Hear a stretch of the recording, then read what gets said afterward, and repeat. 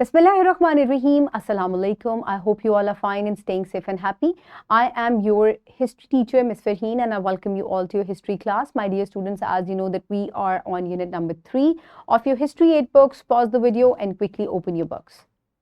I hope everybody has opened the book. So my dear students, in today's lecture, we will be able to discuss the consequences of the World War I. और इसमें जो major consequences हैं जो कि बहुत जो है which had the far reaching effect, आज हमने उनको डिटेल से डिस्कस करना है. सो माय डियर स्टूडेंट्स, सबसे पहले आपको पता है कि जब जंग लड़ी जाती है तो उसमें सबसे पहली चीज़ क्या होती है? लॉस ऑफ लाइफ्स, यानी कि जानी नुकसान होता है. और जानी नुकसान के साथ साथ डिस्ट्रक्शन भी होती है.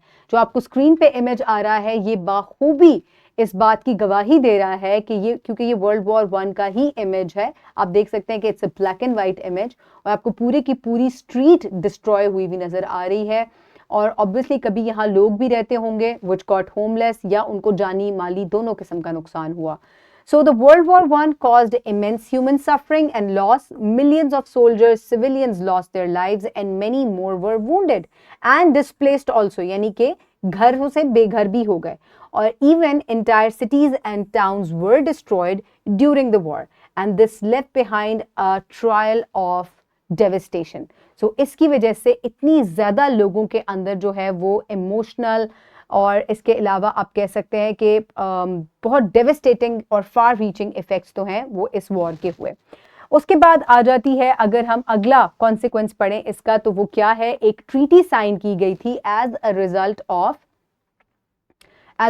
Of world war 1. So world war 1 के एंड पे, जो कि 1918 में ख़त्म हुई, तो उसके बाद 1919 में 2 ट्रीटीज जो हैं, सीरीज ऑफ ट्रीटीज साइन की गई 1919 में और 1920 में. सो पहली ट्रीटी थी ट्रीटी ऑफ वर्साय, जो कि वर्साय पैलेस में, जो कि पेरिस में मौजूद है. ये इमेज आपको नजर आ रहा है, ये वहां साइन की गई थी. आपको बहुत से लोग नजर आ रहे हैं. ये जो कमरा है जहां ये ट्रीटी साइन की गई पैलेस ऑफ वर्साय में, इसको हॉल ऑफ मिरर्स कहा जाता है.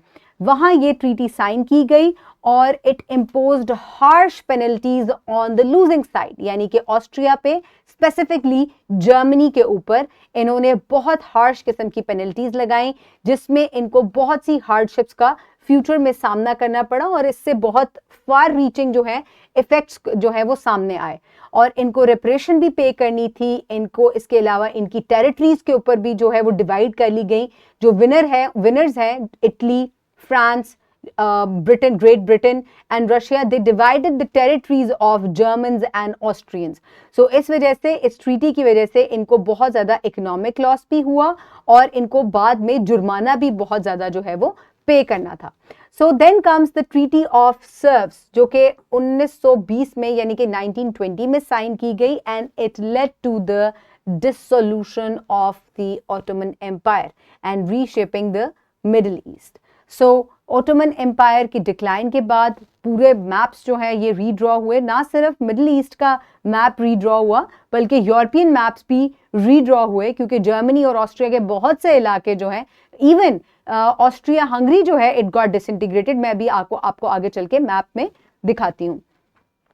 सो दिस इज, सबसे पहले तो आप ये देखें, this is the palace of Versailles in Paris. आप देख सकते हैं it's a massive and a very beautiful palace, और इसके हॉल ऑफ मिरर्स में जो है ये ट्रीटी साइन की गई थी. उसके बाद आ जाते हैं वो लोग जो कि इस ट्रीटी में शामिल थे. they were 3 very famous people, उसके अलावा और भी लोग शामिल थे, लेकिन these are the faces of the Treaty of Versailles, जिसमें US प्रेसिडेंट हैं विल्सन, जो आपको सबसे पहले नजर आ रहे हैं. उसके बाद आ जाते हैं George Clemenceau, who was the French prime minister premier, क्योंकि फ्रेंच जो है इस टाइम पे it was still a monarchy, so he was a premier of the government. And then comes the British prime minister David Lloyd George. उन तीनों ने मिलकर जो है वो ट्रीटी ऑफ वर्साई जो है वो साइन करवाई थी by the losing side, Germany and Austro Hungary and Ottoman empire की दूसरी ट्रीटी थी. सो ये हैं मैप्स जो कि रीड्रॉ हुए. आपको लेफ्ट साइड पे जो मैप नजर आ रहा है ये यूरोप का मैप है बिफोर वर्ल्ड वॉर 1 इन 1914, और जो मैप आपको राइट साइड पे नजर आ रहा है ये वर्ल्ड वॉर वन के बाद का मैप है जो कि 1923 में रीड्रॉ किया गया। तो यहाँ आप मेजर चीज देख सकते हैं कि ऑस्ट्रो और हंगरी का जो इलाका है ये क्या हो गया था, इन्होंने बोस्निया को भी एनेक्स किया हुआ था। तो यहाँ से ऑस्ट्रिया का बहुत से, इसमें से आप देख सकते हैं कि डिसइंटीग्रेट होने के बाद चेकोस्लोवाकिया का इलाका, ऑस्ट्रो और हंगरी जो है ये दो अलग अलग इलाके बन गए। उसके बाद रोमेनिया को बहुत सारी टेरिटरी जो है वो मिली। यूगोस्लाविया का एक बड़ा हिस्सा जो है ये बना जो कि बाद में टूट भी गया था, it disintegrated after some time. So the Treaty of Versailles is one of the most controversial armistice treaties, यानी कि आर्मिस्टाइज किसको कहते हैं, जब जंग जो है वो रुक जाती है, खत्म हो जाती है इन द ट्रीटी। और इस ट्रीटी को सो कॉल्ड वॉर गिल्ट भी कहा जाता है क्योंकि इसकी जो क्लॉज थे उसमें जर्मनी के ऊपर बहुत हैवी जो है वो पेनल्टीज डाली गई थी और दूसरी भी सेंट्रल पावर्स में जो कि जर्मनी का साथ दे रहे थे। और तमाम ब्लेम जो वर्ल्ड वॉर वन का है वो सेंट्रल पावर्स को दिया गया, जिसकी वजह से इनकी टेरिटरीज भी इनको लूज करनी पड़ी, इनकी मिलिट्री को भी रिड्यूस किया गया और इनको रेपरेशन मनी जो है वो भी पे करना था एलाइड पावर्स को या ट्रिपल एंटांट को। तो आप देखें कि ना सिर्फ इन्होंने मिल बांट कर ट्रिपल एंटांट ने इनकी टेरिटरीज को तकसीम कर लिया आपस में, बल्कि इनसे रेपरेशन मनी भी लिया और इनके इसके अलावा इनकी टेरिटरी को कम करने के बाद इनकी मिलिट्री जो है उसको भी कम किया, जिसके फार रीचिंग इफेक्ट्स हैं जो कि आप आगे वर्ल्ड वॉर टू में पढ़ेंगे, जो कि इसी ये जो ट्रीटी ऑफ वर्साय है इसका आफ्टर इफेक्ट था। उसके बाद ये सेकेंड ट्रीटी, ये दूसरी ट्रीटी है जो कि 1920 में साइन की गई थी, 1920 में, द ट्रीटी ऑफ सर्व्स।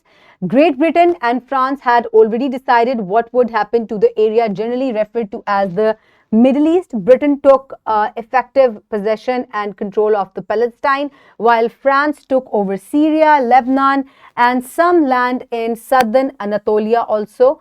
ये अनातोलिया का इलाका है, ये वाला सारा जो है, इन्होंने इस इलाके में से भी कुछ इलाके जो है उनके ऊपर कॉलोनाइज किया। And east and west Anatolia were declared areas of French influence. So इन्होंने ना सिर्फ जर्मनी, ऑस्ट्रो हंगरी इन इलाकों की टेरिटरीज को डिवाइड किया, इनकी टेरिटरीज को रिड्यूस कर दिया, बल्कि और इसके अलावा ऑस्ट्रो हंगरिया को तो इन्होंने बिल्कुल तकसीम कर दिया था, काफ़ी बड़ी एम्पायर थी उसकी।